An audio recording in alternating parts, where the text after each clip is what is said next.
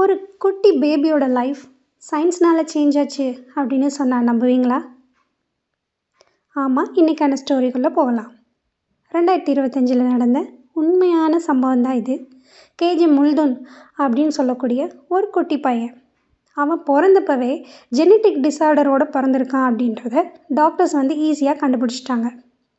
அவனோட பாடிக்கு ப்ரோட்டீனை டைஜஸ்ட் பண்ணக்கூடிய பவர் இல்லை. ஒரு பேபி எப்படி நார்மலாக பிறக்குமோ அந்த மாதிரி தான் இந்த குழந்தையும் பிறந்தது.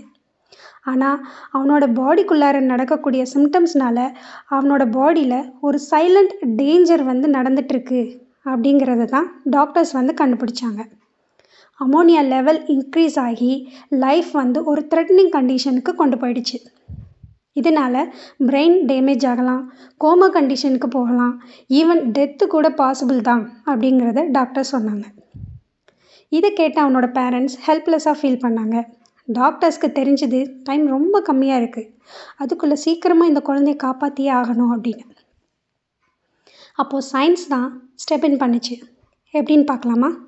டாக்டர்ஸ் CRISPR ஜீன் தெரப்பி அப்படிங்கிற ஒரு தெரப்பியை யூஸ் பண்ணாங்க. இந்த ட்ரீட்மெண்ட்னால் டிஎன்ஏல இருந்த சிங்கிள் மிஸ்டேக்கை கரெக்ட் பண்ணி அவனோட பாடியை சரி பண்ணாங்க.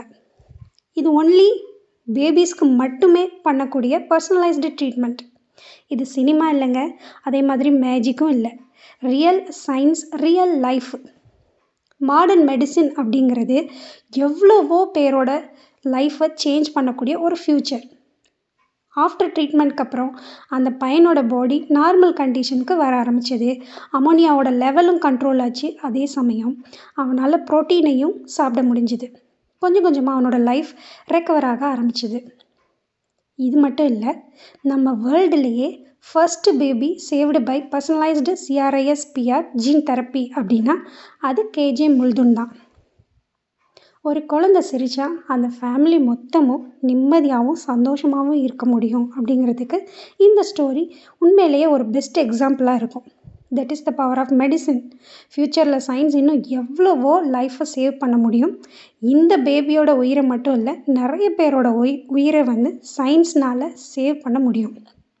If you believe biology can change lives, follow for more real medical stories. Thank you.